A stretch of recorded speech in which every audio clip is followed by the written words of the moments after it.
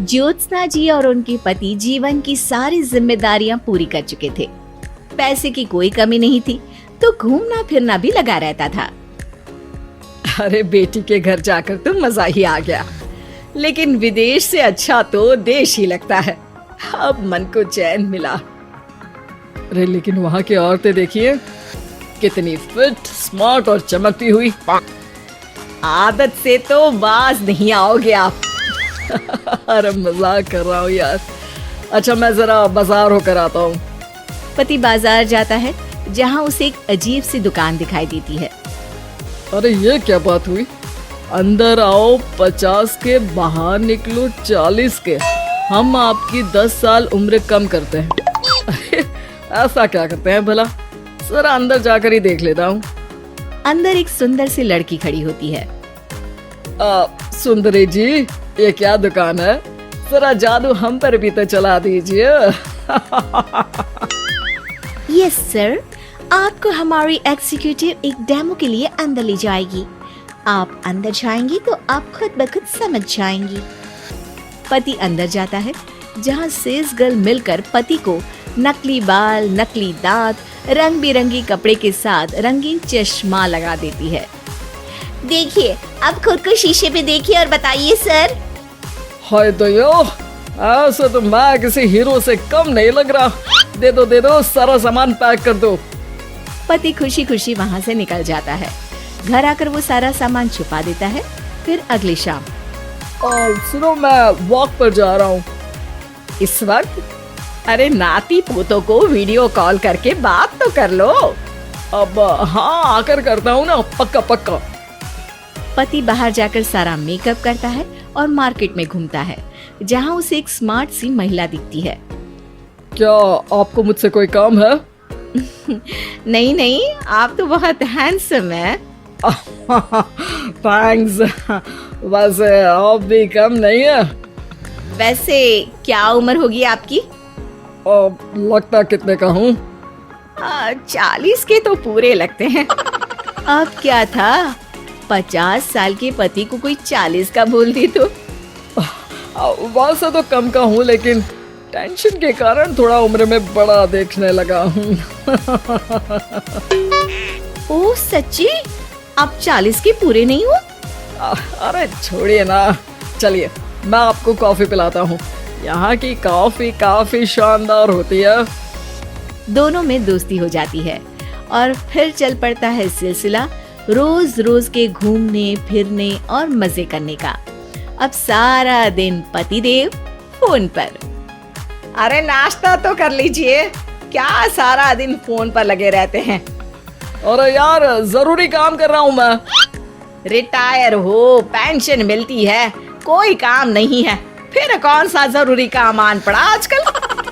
अरे एक प्रोजेक्ट के सोशल नेटवर्किंग का काम है, उसी पर काम कर रहा हूँ। ठीक है, चलो अब नाश्ता कर लो, देर हो रही है। पति अपना नकली सारा सामान बिस्तर के पास छुपा कर सोता, सुबह चुपके से पहनकर बाहर जाता और घर आने पर उतार देता। एक दिन पड़ोसन कहती है, अरे ज्योत्सना बहन, तुम लोगों के घर कोई हैंडसम सा आदमी रहने आया है क्या? अरे कहाँ यार, मैं और ये दो ही तो लोग हैं घर में। हैंडसम सी शक्ल देखे तो मुझे भी जमाना हो गया है। अरे पता नहीं, वो जाता तो तुम्हारे ही घर में है, क्या पता कौन होगा। अरे तुम्हारी उम्र हो रही है ना, और भाई साहब को भी गए 5 साल हो गए, शायद इसीलिए अब सारे हैंडसम नजर आ रहे होंगे। पड़ोसन भी ज्योत्सना की बात पर मुस्कुराकर वहाँ से चली जाती है। एक दिन, अरे सुनो जी, बहू बेटा और पोता आ रहे हैं, कुछ दिनों के लिए वो हमारे साथ ही रहेंगे। अरे शिट यार, ये क्या है? बेटे ने तो कर ली शादी, अब क्या करने आ रहा है यहाँ पर? अरे कैसी बात कर रहे हो जी, इस उम्र में तो माता पिता तरसते हैं कि बच्चे आखिर साथ रहे, लेकिन आप है कि। अरे ठीक है ना, लेकिन अब देखो सभी व्यस्त है अपनी जिंदगी में, ये लोग आएंगे रहेंगे, कितनी डिस्टर्ब हो जाएगी लाइफ। कैसी बात कर रहे हो? अरे जैसे बहुत हैपनिंग है ना तुम्हारी लाइफ, तो जो बच्चों के आने से डिस्टर्ब हो जाएगी। अरे दिन काटने मुश्किल होते हैं, बच्चे आ जाएंगे तो थोड़ा दिन रात पता तो चलेगा। ओह ठीक है, लेकिन बोल देना कि ना कोई मेरे कमरे में आए, ना मेरी लाइफ पे दखल दे कि मैं कहाँ जा रहा हूँ, क्या कर रहा हूँ, समझी? खैर, वो दिन भी आ जाता है जब बहू, बेटा और पोता उन लोगों के घर आते हैं। एक दिन, माँ जी, आज मेड नहीं आई है तो मैं आप लोगों के कमरे में झाड़ू लगा देती हूँ। अरे नहीं बहू, वो तेरे पापा को ना पसंद नहीं है कि कोई उनके कमरे में जाए। तू छोड़ ना, मैं खुद ही लगा दूंगी। सास को समझ में नहीं आता कि आखिर उसके पति ने किसी को कमरे में जाने से मना क्यों कर रखा है। खैर, वो साफ सफाई करके बाहर निकल आती है, लेकिन कहते हैं ना, बच्चा तो अबोध होता है, उसे किसी बात का क्या पता।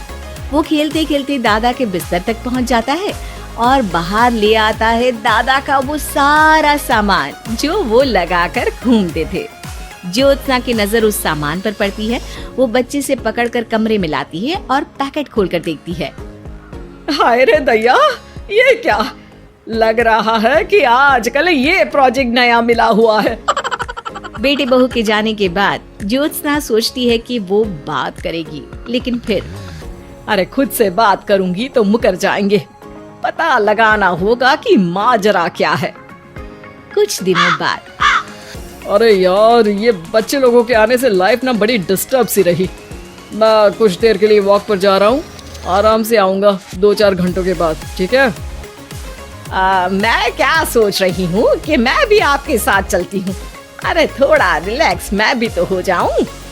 हाँ, पड़ोस वाली बुढ़िया के साथ नीचे पार्क में जाकर वॉक करके आ जाओ। अच्छा जी, तुम कार से लॉन्ग ड्राइव के मजे लो और मैं पड़ोस की बुढ़िया के साथ। पति नहीं मानता और अपना पैकेट और कार लेकर निकल जाता है। रास्ते से वो उस महिला मित्र को फोन करता है।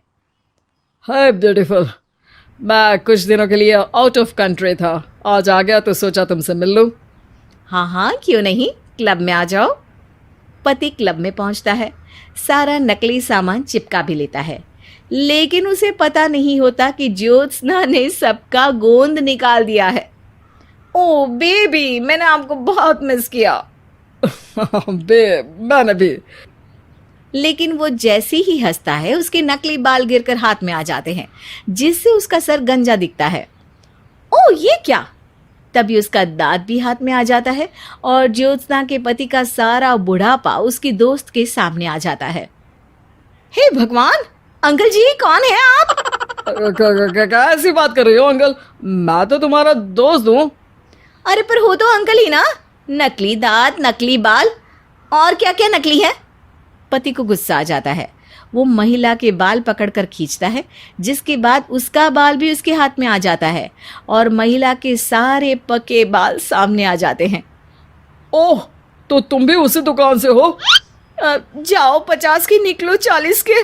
हाँ, बढ़िया आई मुझे अंकल कहने वाली। लेकिन ये समझ में नहीं आ रहा कि मेरे बाल और दांत बाहर कैसे आ गए। तभी वहां ज्योत्सना आ जाती है। जी, मेरी वजह से।